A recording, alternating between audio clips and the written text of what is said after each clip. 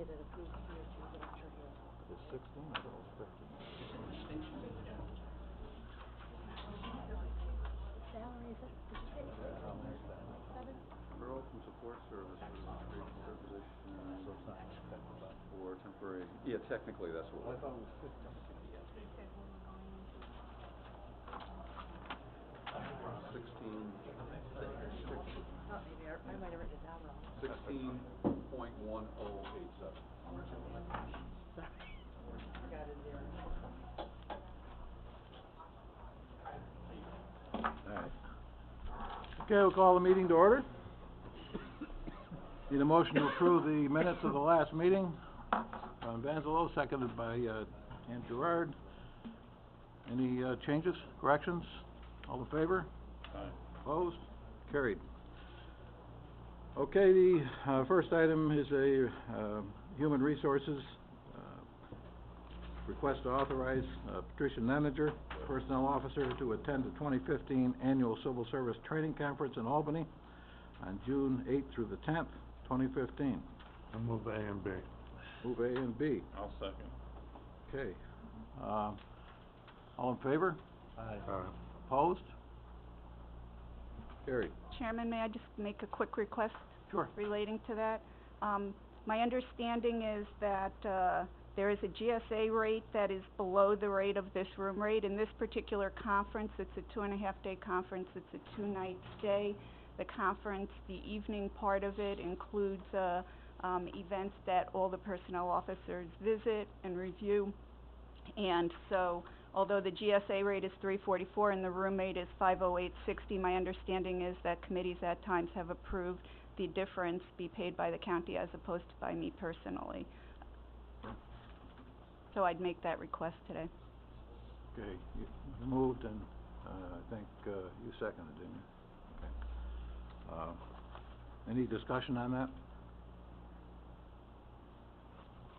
Okay, all in favor? Aye. Opposed? Carried. All right, C is report on tracking of salary implications. Is anyone prepared to give that report from Human Resources? Sure. There's not really been a lot of change since last month, except with the addition of vacant positions. So there hasn't been a lot of change in the numbers, but all the new vacancies are there for everyone to see. Okay, everybody okay with that? All right. Next, we're going to Criminal Justice. Assigned Counsel, a request to appoint Marcy Flores as Public Defender effective July 1st, 2015. Annual salary of $104,143 due to a retirement of John Wappett on June 30th, 2015. I'd like to move that. Supervisor Kenny, seconded by Supervisor Gerard. Any discussion? All in favor? Aye. Opposed? Carried. Thank you. You want to go through and explain the second part of that? Yes, I Mary? would. Thank you very much, Chairman. I was originally going to be leaving the county a few years ago, and the county made me an offer to stay. So they jumped my salary to $80,000 for me to stay. The offer that I had from the state was substantially higher, but I agreed on that. So my proposal to restructure my office's salary is to take the figure from $80,000 down to the what I'd like the first assistant to be, which is on the sheets that you have. Do you need copies? Anyone need papers again? Okay.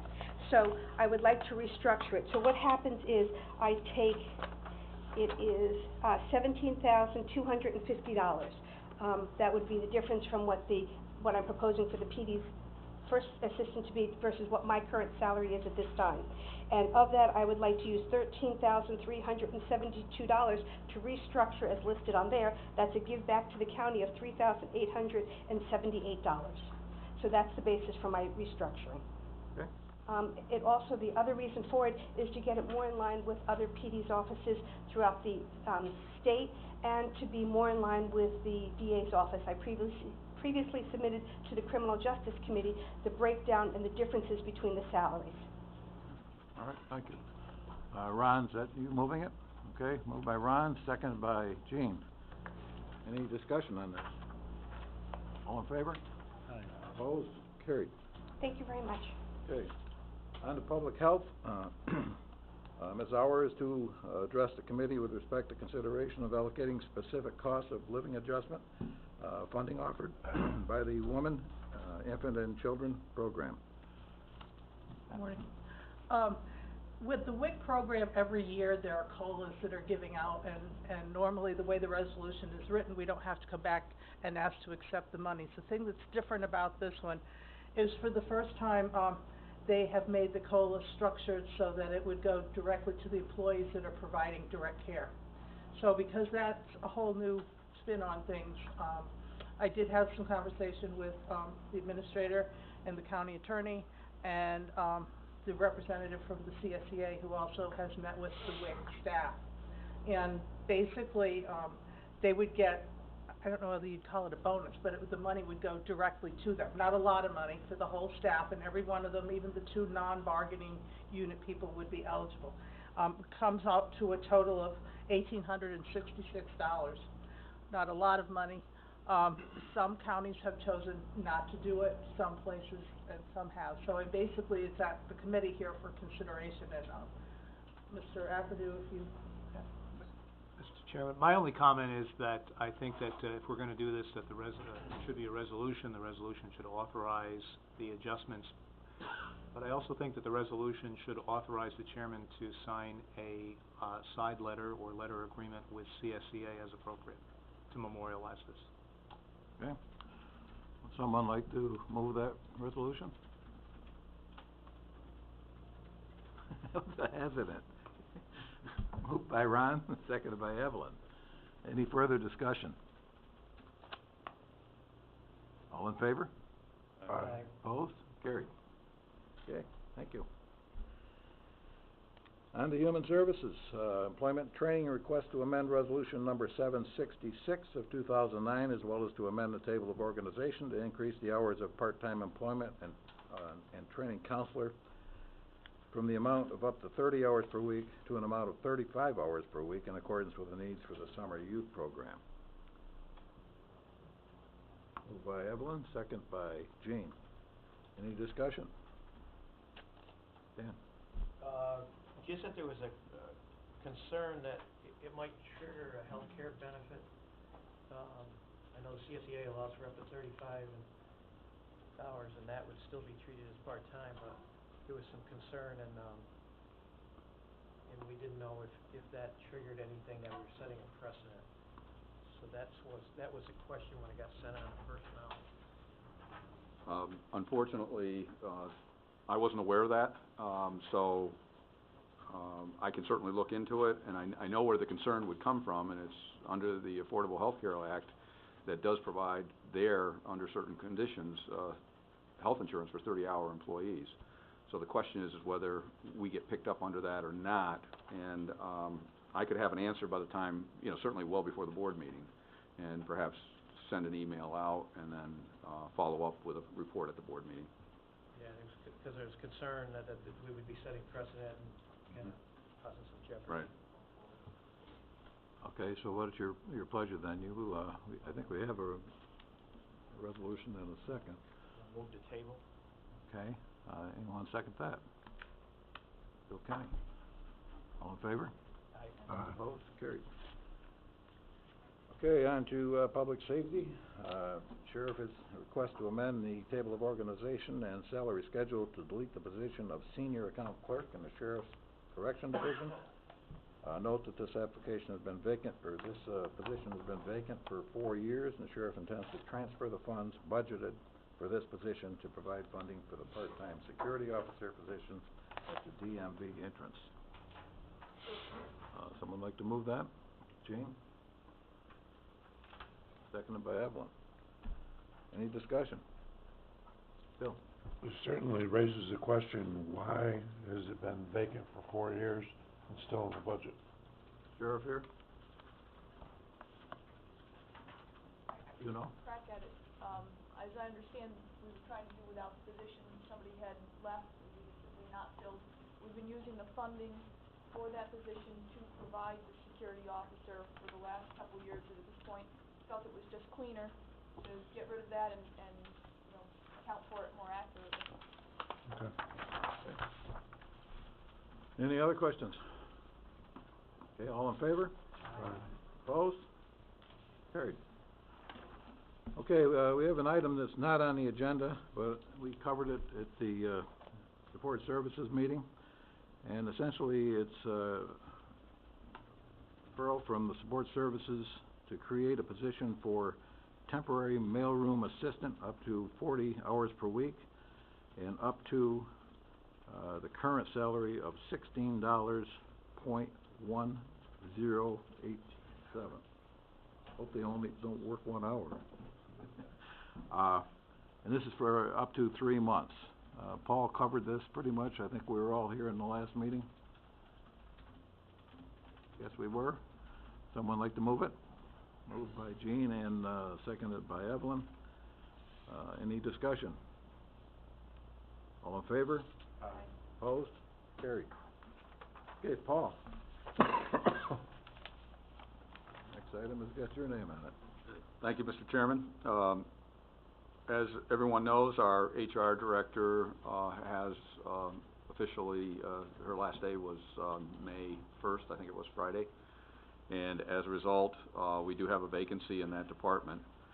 I have taken some time to talk to various department heads around the county who would have a lot of or who would seem to have, and sometimes I was wrong, didn't have as much relationship with the department as I would have thought.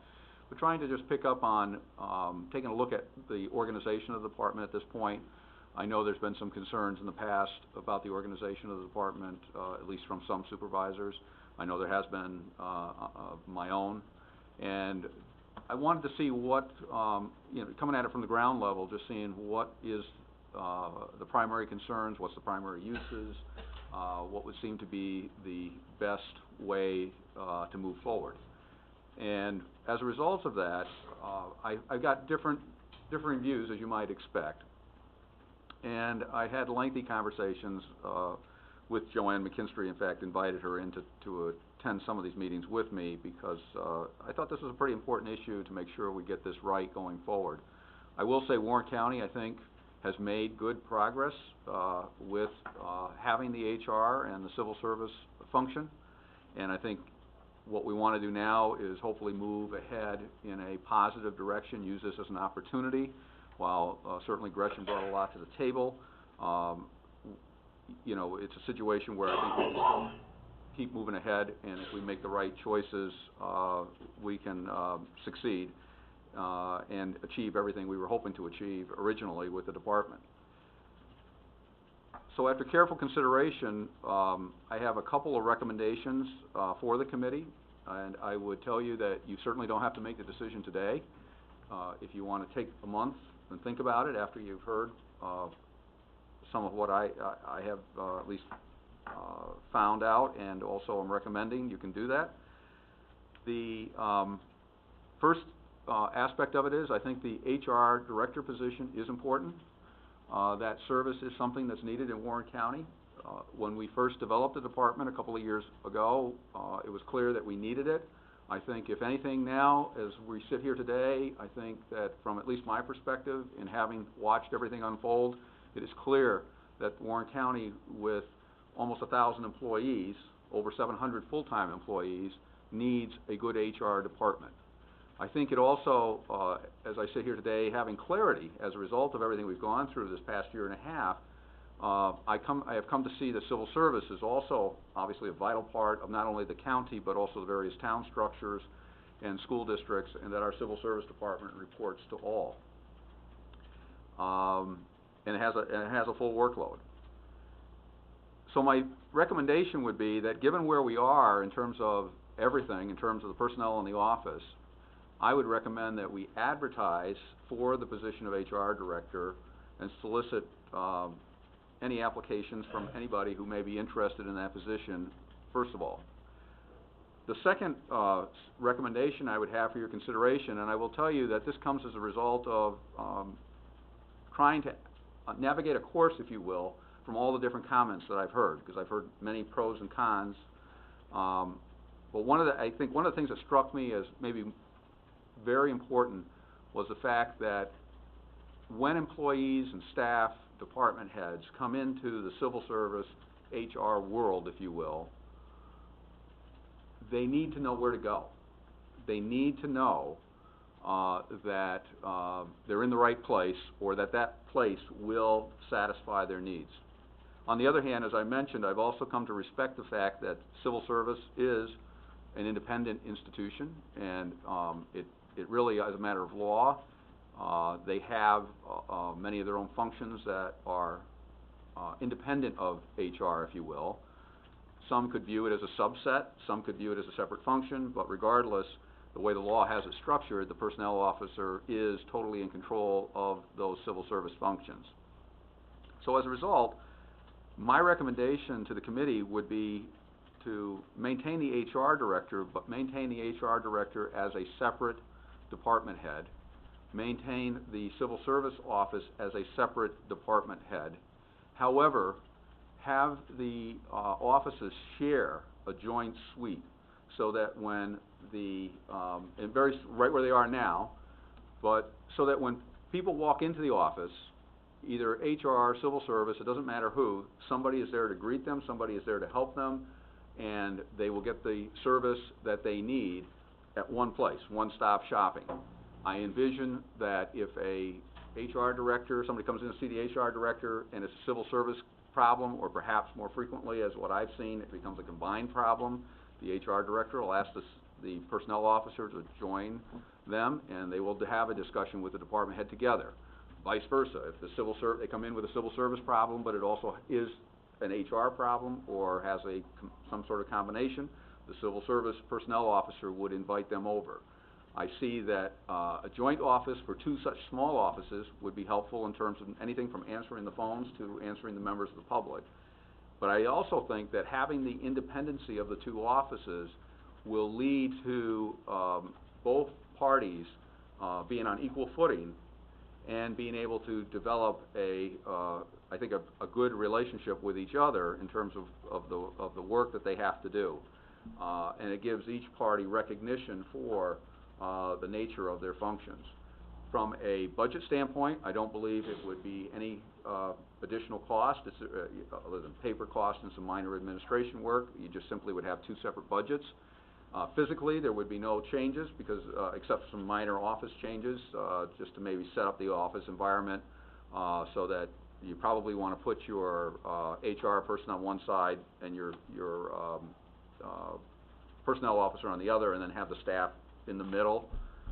So we may want to make just a couple minor changes there. But I think that would give the county a good functioning organization and address some of the concerns that we have had in the past. And like I say, I'll be right up front with you, I've gotten mixed reviews from various department heads, so I'm sure if you talk, some department heads would say, okay, they could probably see the compromise here that's going on. Others could say, well, no, I think you ought to do it this way. Others would say, I think you ought to do it that way. Some saw more value in civil service. But this is kind of where I'd come out on this, Mr. Chairman. And certainly it's a board decision in the end. I just throw this out to you as, my thoughts and my recommendation. Okay, I think it's a good plan going forward. If the committee agrees, I think it would be a good idea to direct Paul to go out and advertise to fill the position. Any other comments?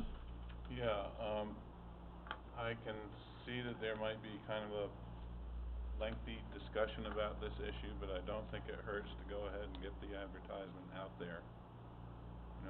If things change and decide not to have the position, you can always reject any and all applicants, but, there's no point in waiting to advertise that.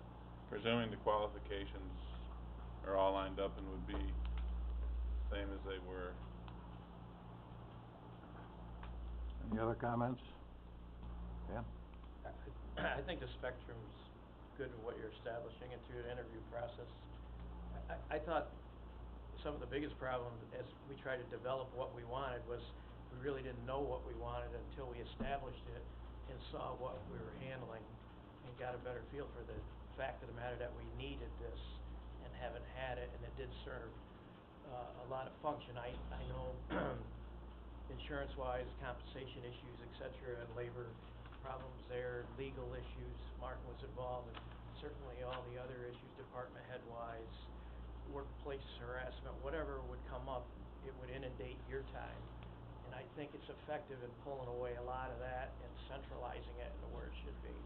So we've learned a lot, and maybe we can craft something so that we have some criteria going forward where everybody understands really what HR is leading to or should stay out of. So I think we're getting there. Jim? Does civil service have staff? They don't have any, or would it in the future if they didn't have it? Civil service, is comprised of your personnel officer, one full-time personnel technician, and one part-time individual who assists both the personnel technician and the, personnel officer. As the department, even though the department is currently structured under the HR director format as a single department, the civil service function has been effectively carved out amongst those people that's all, they do. They certainly cooperate and assist, the HR, but the organization requires the personnel technician and the part-timer to report directly to the personnel officer. So essentially, we've kind of got that model going now, and what I would be recommending is to formalize that model. Any other questions? Okay, I don't think it's necessary to have a resolution. We don't need one today, Mr. Chairman.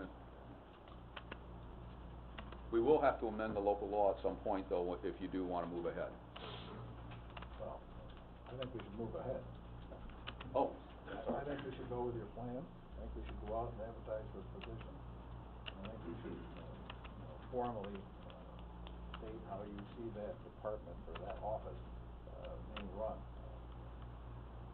I just have a question, and perhaps it's one for Supervisor Conover, but I had spoken with, some members of the Queensberry Town Board. There were some discussions about, is it a possibility to look at, sharing under the shared services, idea with an HR director? Is that even something that has been considered or discussed, given the fact the majority of our employees are civil service, and just wondering if that's something that we've looked at as a cost-sharing method. Whether that's feasible or not, Ron, I'm not sure. I can tell you that, that the HR function, I'm not just HR. the HR function is something that the Shared Services Committee could certainly take up. Our focal point for the Shared Services, as you know, has been just to comply with New York State's efficiencies, but I understand in talking with the chairman of that commission, or committee, that he fully intends to get into these other areas. It's interesting that when you look around at some of the corporate structures that have many different offices, they have centralized operations, and I think there are opportunities for either the county or other towns to be able to share, a centralized approach in different functions, not only HR. There could be payroll, there could be, in fact, some of the towns are starting to move into sharing assessments. But I think there is a whole host of areas, and certainly HR is an area that you could explore, and it would just be a matter of determining whether or not the staffing in the office is sufficient to do it, first of all, and then second of all, to see if the municipalities, of course, want to give up that. But the nice thing about when you're starting things like this, it can be voluntary. We saw, I think if you recall, in the presentation made by the purchasing representative from Onondaga County, they actually had the ball tossed into their court, and then over the years, one municipality after another has been joining in this centralized purchasing approach, and it seems to have worked very well. They're getting better buys, they're getting better services. And I can tell you that this whole area is getting very, very complex. HR, any number of these things, there's so many rules and regulations today. You really want somebody knowing what they're doing and having a standardized approach across the board, and I think the municipalities could enjoy that service. I think that as the chairman goes forward, he can put that on his agenda and certainly have additional discussions and see how the municipalities feel about it. Ron? Yeah, I would agree with the county administrator completely. I think, Rachel, I think you hit the nail right on the head on this one. I think it's very fertile ground, especially especially for a lot of smaller towns, and, it's getting ever increasingly more complicated. Family Leave Act and the intricacies of that and the applications of that and so much more, and I think if only as a resource, to the, town, particularly the smaller towns, I think that, as we move forward, we should, be thinking about that type of, effort. And I know when the chairman created this committee, that's what he was thinking. The first thing we're going to do is, meet the requirements of our June 1st submittal. But then after that, I think that, the animal control and, other subjects that have been brought to the table by different supervisors are being kept on a list, and we're going to do capping each and every. I guess, you know, it would be a nice feather in our cap if we could, make this a shared services project. But I guess I'd ask you, Paul, you're more familiar with that operation than anyone else. We've got 1,000 employees here. I think it's pretty much a full-time position. I don't know how sharing services with another entity would work out. Well, I think the efficiencies that can be picked up on are that while you're correct, I think the HR position is a full-time position, when we develop policies at the county level, it's a matter of then, if the towns are interested in sharing services and having us become essentially the HR function, then it would be a matter of sharing those policies that we've already drafted, already put the work into. Rather than have the towns reinvent the wheel, we can share that information to the towns. And what would happen is that you probably would need not necessarily more HR director power, but more assistant power to meet the questions and the needs of the towns once you've put in the general policies and once you become that resource. But I think that you know, I think that there is a way to do it, and as I mentioned, I know that organizations will frequently centralize when they have many different spokes out there in the country or in a particular state. They will centralize operations because it's efficient to do so, rather than have a single HR department everywhere or a part of an HR department. And so I think it is workable. I think it's just a matter of we may very well have to hire somebody extra. You may start like with a part-timer or something. But all of this is, I think the first step you do is see who wants to do what, who gets involved. If it's only one or two communities to start, we probably could end up absorbing some of that. Just much like we do anything else around the county, we always start off with maximizing the resources that we have. You saw that in the case of the mail clerk. I mean, when the mail clerk went out, we could have just come in and said, okay, well, let's do a temporary worker. That's the easy thing to do. But we don't do that. We look first and say, okay, where can we draft from our existing resources to get by? Is it a little clumsy sometimes? Is it a little awkward to do it? Yeah. But we do it. And then you get to a point finally where you say, okay, we need now to move ahead to this next stage. And I would view the development of the HR in the same manner, that it would be a growth process. And you do it slowly, you do it efficiently, and that you can demonstrate that it's worthwhile and that it makes sense for whoever's involved with us. Jim, just one more thing, even on the social service side, I think that what we're picking up is that there are changes that are needed on the civil service side as well. And some of those lists and some of those processes simply aren't serving us any longer. But that's going to be a slow process. We're going to have to go through state civil services. This is something that we're going to have to be working at. Specifically, I'm thinking about a sewer and water plant special district kind of operators as an example. There might be a better way to approach that. In working with the community college as well is another option. Much like what we did with the rescue squads, to bring the training locally so that we could create make it easier for volunteers to be able to get certified in that system. So we have some of these things get very complicated going forward, but that does not mean that we should not tackle them. So I think it's not only on the human resource side, Rachel, but I think even on the civil service side that there's going to be more activity, I think, in this arena.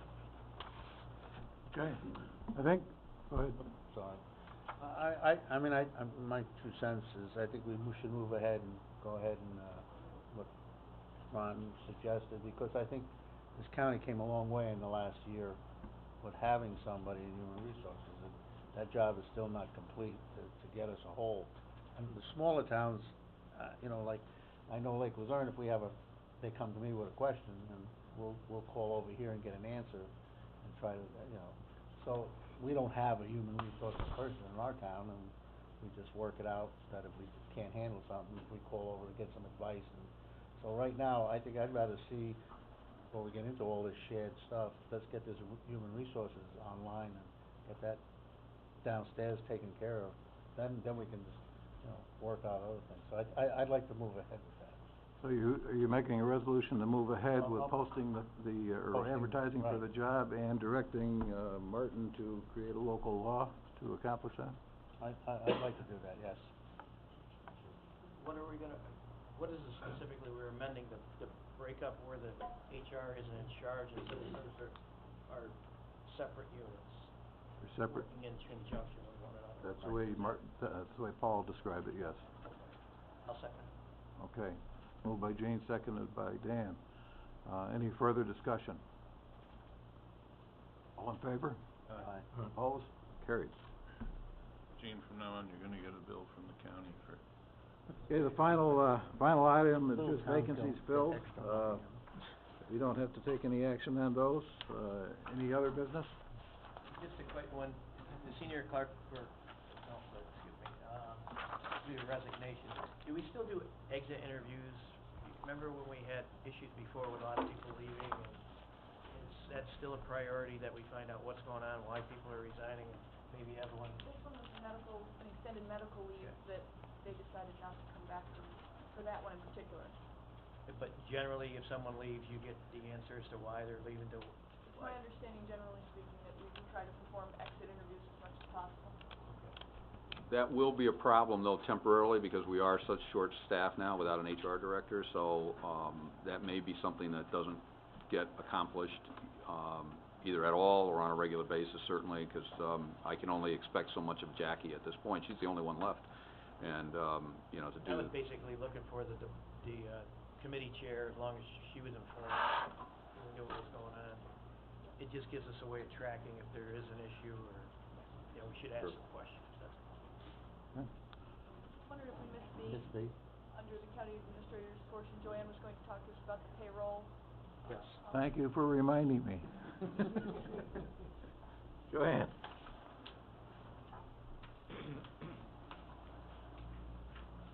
Morning. The county administrator appointed a committee, excuse me, to discuss, and clarify some of the payroll rules that aren't written in policies or resolutions. He appointed me chair as the committee, so I am bringing our first, policy to you for consideration. These rules that are written are not, they don't appear in a union contract, a resolution, or anything, so we felt that in order to provide consistency, standardization, we need these rules written in a resolution form. The first rule, you'll see in your packet, I think it was 6B, tab 6B, is the rules that that we are recommending. The first rule, we recommend that a sick leave day gets posted on the last Friday of the month. This has been problematic when retirees retire at the end of the month. The system does not put their time in. It has to be manually entered. This will save a manual process for our HR department.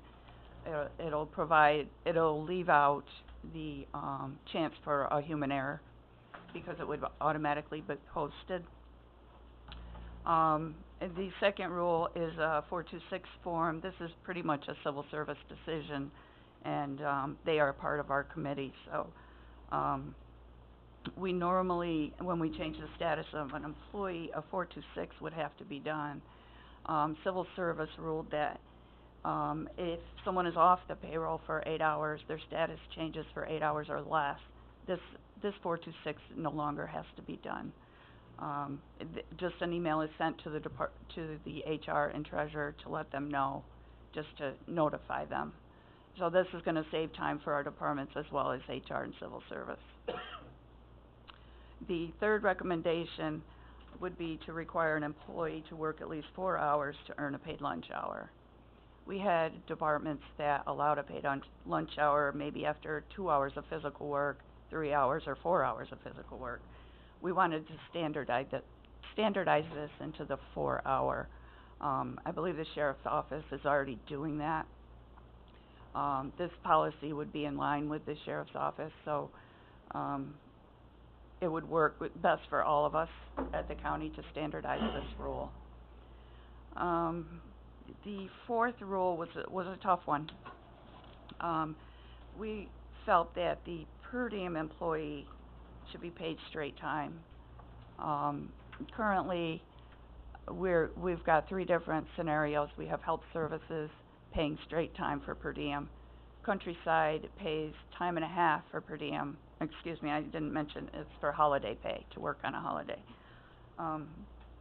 And we have Westmount who pays for the holiday plus time and a half for a per diem. We felt that per diem employees should get straight time. They don't work overtime to justify the time and a half. However, when talking to Lloyd at Westmount, that became problematic. The per diem employee that gets holiday plus time and a half, chances are would not come to work without that extra benefit, which would require Lloyd to go out and hire agency staff, which would cost even more than the holiday pay plus time and a half. So we decided to leave Westmount as is, but for the rest of the county, we want to standardize to pay straight time for per diem employees. The fifth rule has historically been a practice, but we wanted to put it in writing, so that there's no question in the future on how we handle accruals. When an employee works a full year, they get their accruals posted January 1st. These are employees that have been here for a while. The newer employees are different, but they get their accruals posted January 1st. We are requiring them to be on the payroll and hold a position on January 1st in order to receive those accruals. In other words, if someone retires on December 31st, they will not get the January accruals. They will not be entitled to another 4 weeks vacation and personal time because they are not on the payroll. But this is, again, standard. This is what we've always been doing, but we felt we should put it in writing.